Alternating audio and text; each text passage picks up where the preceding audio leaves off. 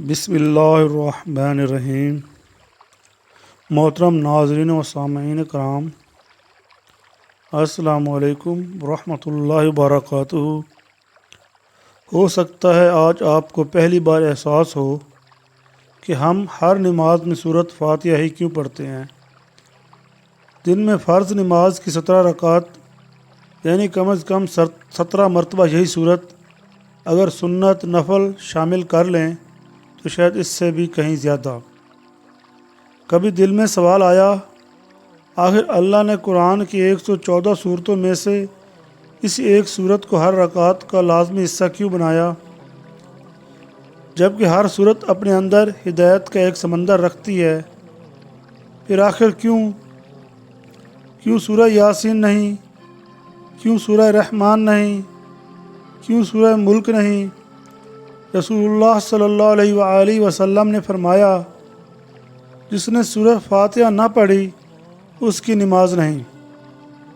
صحیح بخاری، صحیح مسلم۔ لیکن کیوں؟ ذرا تصور کیجئے،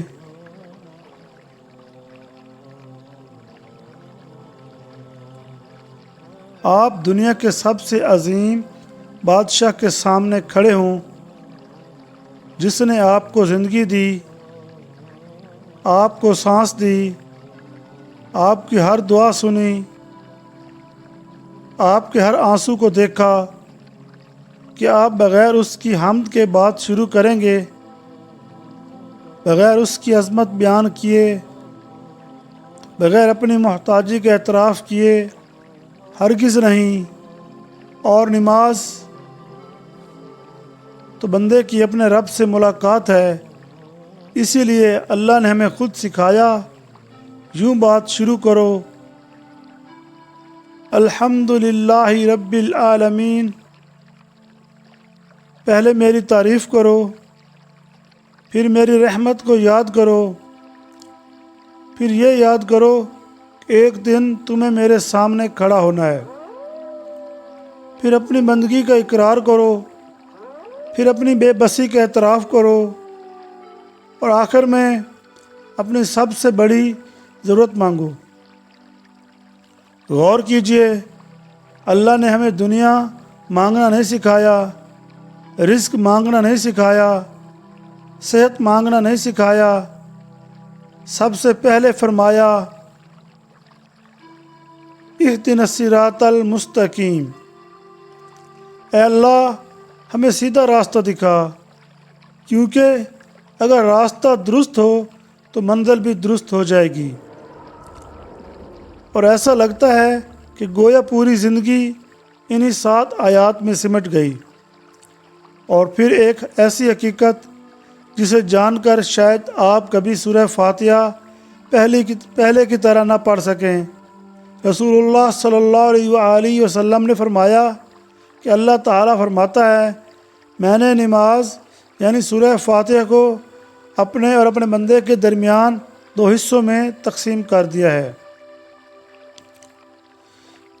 صحیح مسلم۔ ذرا تصور کیجئے، آپ پڑھ رہے ہیں اور اللہ جواب دے رہا ہے۔ آپ کہتے ہیں، الحمدللہ رب العالمین۔ اللہ رب العزت فرماتا ہے، میرے بندے نے میری حمد بیان کی۔ آپ کہتے ہیں، الرحمن الرحیم۔ اللہ رب العزت فرماتا ہے، میرے بندے نے میری ثنا بیان کی۔ آپ کہتے ہیں، مالک یوم الدین۔ اللہ رب العزت فرماتا ہے، میرے بندے نے میری بزرگی بیان کی۔ پھر جب آپ کہتے ہیں، ایاک نعبد و ایاک نستعین، تو گویا آپ اپنے رب سے ایک عہد کرتے ہیں، اے اللہ میں صرف تیری عبادت کروں گا اور صرف تجھ ہی سے مدد مانگوں گا۔ پھر آخر میں آپ دنیا کی سب سے قیمتی دعا مانگتے ہیں، ہدایت۔